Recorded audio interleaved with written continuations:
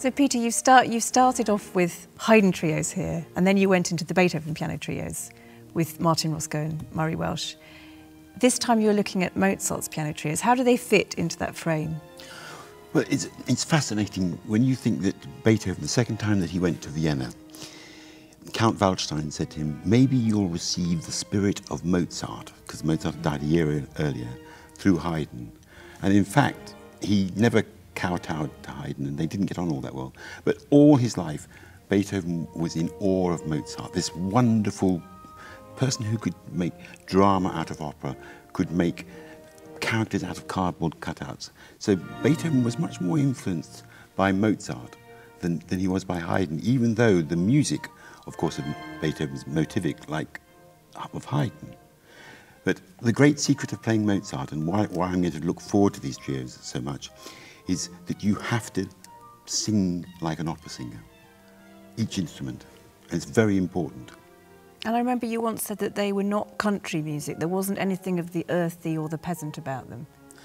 No, Mozart had this sort of intensity of, I feel these trios, one or two of them are very slightly self-conscious in the best sense of the word, that he's very much developing each of his themes in the way that Haydn had shown him. But he does it by something which is quite extraordinary. Normally, Haydn was the leader. It was Papa Haydn doing symphonies and doing quartets. But in this case, Mozart outdoes Haydn in his trios because it really is a trio. In the Haydn trios, the cello is just the left hand of the bass, apart from about 2 bars. In the Mozart, the cello is a completely separate instrument, and there is a real conversation between the 3 instruments all the time. And the cello is equal to, and this is where Beethoven, of course, gets it. And Haydn, who wrote 15 trios after Mozart died, never does that. He never gives the cello independence. And there's some wonderful parts of the, say, the slow movement of the E major trio, where the cello is completely equal to the other 2 instruments, and everybody sort of copies each other one after the other. It's a wonderful way of writing, but not as free as Haydn.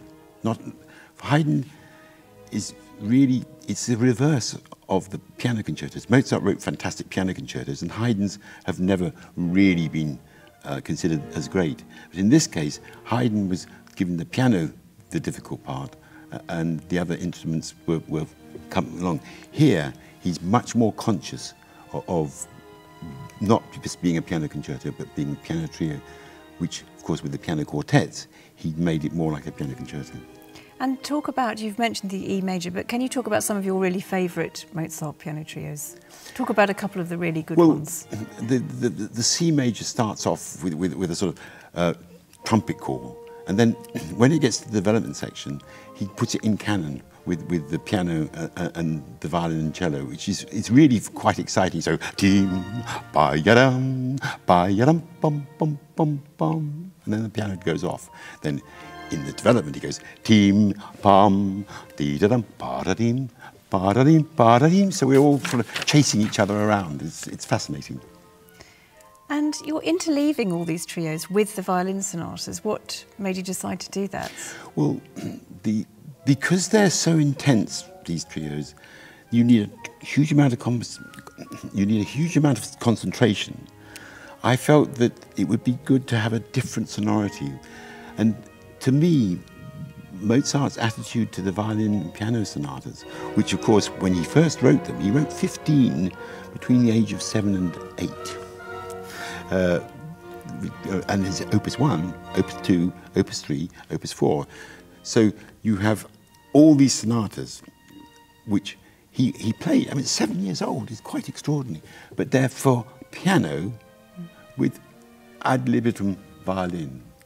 And when he does his first tour without his father Leopold, when he's 22 and goes to Paris with his mother, and he stops off at Mannheim, and he comes across this composer. He says, there's a composer here called Schuster.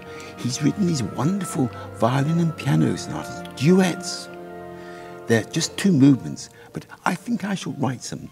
This manner of writing them for Mannheim is really quite interesting. And he writes 6 of those. And Einstein wrote about this sonata. It was just about the time, and we try not to say that composers write happy music when they're happy and sad music when they're sad, but it was when his mother died in Paris, 22 years old.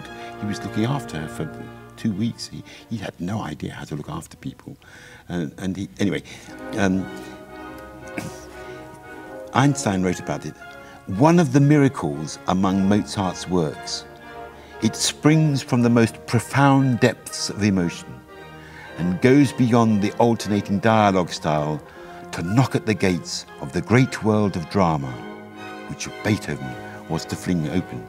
And that's sort of what I've always thought about Beethoven, sort of saying, here's my mentor. Because it wasn't natural for him to be so lyrical as Mozart. Very interesting, the third theme in that sonata is also the same tune as Schubert writes for his first sonata. So it's all interesting, that's what's going on in Vienna. Haydn influencing Mozart, Mozart influencing Haydn, Beethoven being influenced by them both, and then Schubert in the sidelines taking a tune from here and a tune from there. Fascinating. And some of these violin sonatas, as you say, were his earliest pieces. At what point do you think he throws off the influence of his violin teacher, father, Leopold? Well, I think it was this tour with his mother, because he writes to his father. When he's in Mannheim, he gets a commission from a Dutch flautist, De Jong, to write some concertos and flute quartets. And he famously said he didn't like the flute, but actually he wrote some wonderful flute quartets and concerto. So I mean, but he struggled with it. So he writes to his father and says, well, I'm starting to write these duets. And again, he says duets. He doesn't say with ab libitum. Of course, we need to go back. J.C. Bach and C.P.E. Bach have both written sonatas with violin obbligato. So they are essentially sonatas. But he said, he writes here, I'm writing a duets for violin and piano.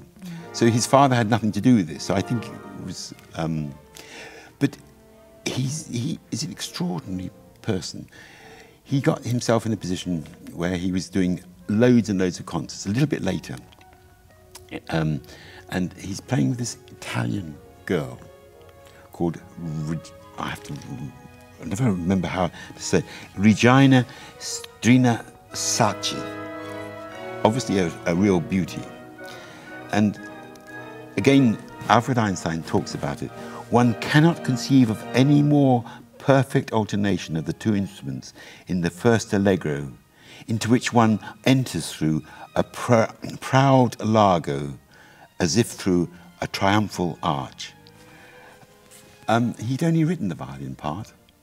He hadn't had time, and he improvised, he played the piano part from memory, and they did not have a rehearsal. I mean, and that's why I say to you, there's something about the trios, he's, like the quartets that he dedicated to Haydn, he's taken a lot of effort to write them, that he hasn't just sort of scribbled. Whereas the violin sonatas, you feel that he's just making music, because I've always felt that's why Haydn, Mozart and Beethoven and Schubert, why they're in the end the core of chamber music, because they were music makers, they were performers themselves. And so he had this girl, 20-year-old girl, who was probably in love with it, to play this wonderful sonata. It has, you remember the opening of Marriage of Figaro? They were just measuring the bed, and it said, and the count will ring for Susanna. And you go, the bell rings in it. Well, in this, you actually have at the end of the first section of this is